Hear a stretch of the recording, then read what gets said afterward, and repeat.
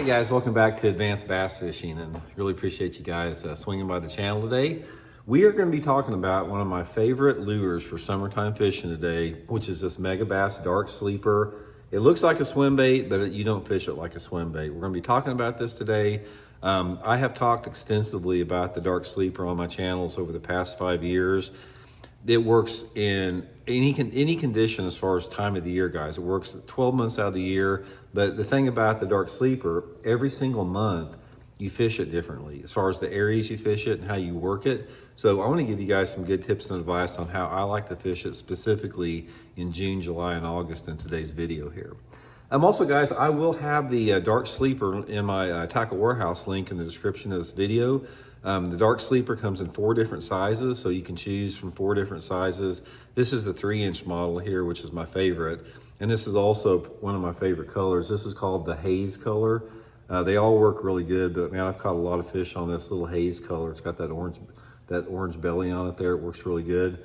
Link in the description. And real quick, guys, if you guys are looking for an awesome pair of sunglasses for this summer, please check out my Solar Bat Signature Series, my RB2s and 3s. Optical clarity on these lenses, guys, are second to none. These glasses were designed by Dr. Gary Nesty, who's an optometrist and a bass fisherman. Fits on your face perfect, doesn't fog up, super comfortable. I'll put the Solar Bat link in the description of this video. And if you use the promo code RandyB when you're ordering, you get free shipping and handling. So thanks for putting up with the plugs there. Okay, guys, let me do a little refresher if you haven't seen this bait or you're not familiar with it.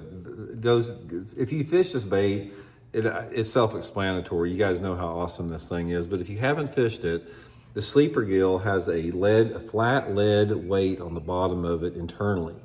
So therefore, it sets on the bottom just like that.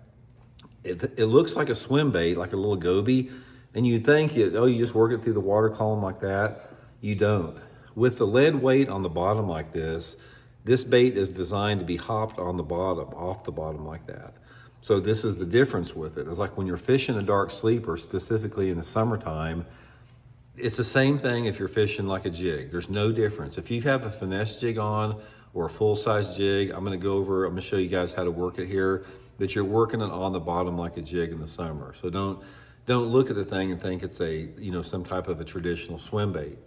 Also, it's got the hook buried in the dorsal fin here. This thing, it's a super sharp, about a 1/0 hook. You can't hardly even flex or bend this thing. So the hook is completely hidden in the dorsal fin, which doesn't telegraph anything. It doesn't give away anything other than just the bait. Super, super natural, guys. This thing is it looks just like a fish, comes in a lot of different colors. Now, how you fish it, I'm going to talk a little bit about the equipment that you want to use on it, then we're going to talk about where you want to fish it at. The equipment that you use on the Dark Sleeper depends on the size of the Dark Sleeper. If you're fishing the 2.4-inch, the small little bitty tiny one, I usually fish it on a spinning rod with 6-pound test, Seaguar and Vizex fluorocarbon. And if I'm fishing the 3-inch model or the 3.5 or the 4-inch model, I'm usually using, some type of a 7-foot, just medium heavy bait cast rod. And I do like to use 10-pound test Seaguar and Vizex fluorocarbon on it. I don't like to go heavier than 10. I've experimented extensively with line test on it, and you get a lot more bites on the thing with 10-pound test than you will any other pound test, for sure. Okay, now before we get into the areas, which is really critical, I want to show you guys one thing here about how you want to work this bait. When you fish the Dark Sleeper, you want to make your cast out there with it, let it hit the bottom, and you don't want to just hop it like a jig like that. You're working it like a jig, but it's a little bit different. It's like, here's how I fish it. If I fish a jig, I'm throwing it out there and I'm hopping it like that, hopping it off the bottom like that. But with the Dark Sleeper in the summertime of the year, now this is not the other times of the year, in the summertime, I want to snap this bait hard off the bottom. So what I'm doing is, if I throw it out there and if I'm working that jig like this, the way that I work the Dark Sleeper is I throw it out there, let it hit the bottom, and I'm snapping it back like that. Letting it go down, snapping it hard like that. So what's happening with this is the bait's on the bottom, and I snap it, and it darts it off the bottom like that, and it falls down like that to the bottom. Snaps off the bottom, falls down like that. It's not like hopping it like this off the bottom. You want to snap it hard to get that thing just to dart out like that. Now, the reason you want to do this is in that warmer water, and you're fishing this in clear water too, clearer water. When you snap it like that and it goes up like that, you're creating this reaction strike, because when that bait, say the bait falls down to the bottom like that, and it's sitting on the bottom, that fish is swimming down there. It hears the bait falling, it hears it hit the bottom, it swims over there to investigate, it's looking at it, and all of a sudden, boom, it takes off like that.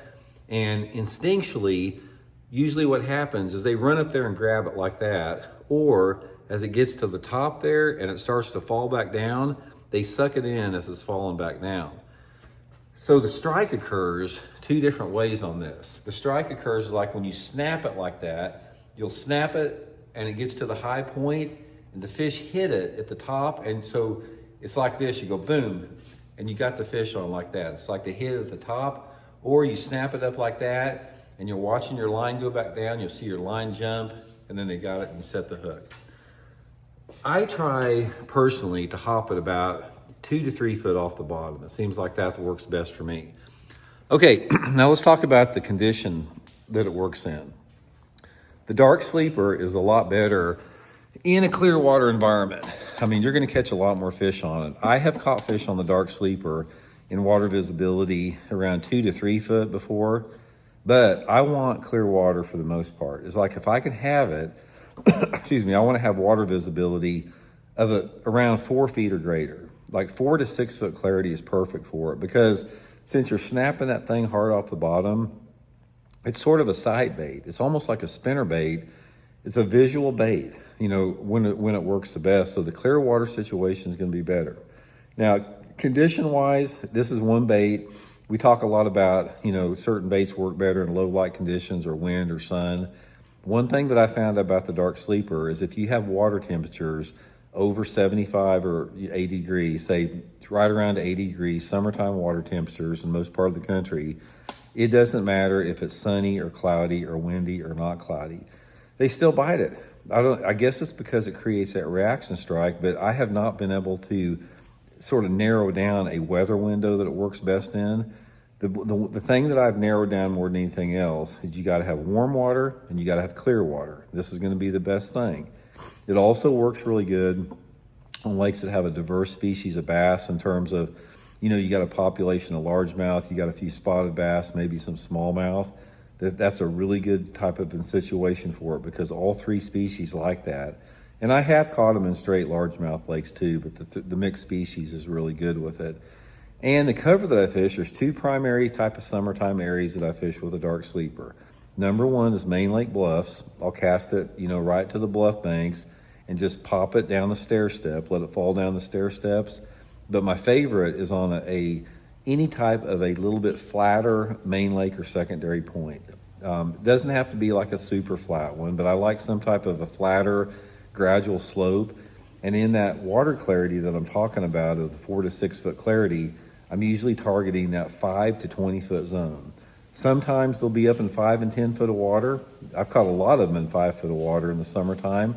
Sometimes they're down in 20 or 25 foot of water. So I usually get out there on those points and I just fan cast everywhere on the point between like 5 to 20, 25 foot of water, work around the ends of the points, the sides, and then go on to the next one. Just run and gun points. You may fish 5 or 10 points and not get a bite, and then you may pull up to 1 point and catch 10 on it. But it's just a really good bait in the summer, guys. June, July, and August is exceptional. I've had some awesome days in there. The 2 sizes I do use the most, I use the 3-inch probably the most, and followed by the 2.4-inch size. I don't use the 3.5 and the 4-inch as much, but I haven't been in a situation where I think those would outfish the 3 and the 2.4 model. So anyway, guys, I'll put that dark sleeper in my Tackle Warehouse link in the description of this video. Using that link's a great way to support the channel and get you some good baits, and hope it helps out.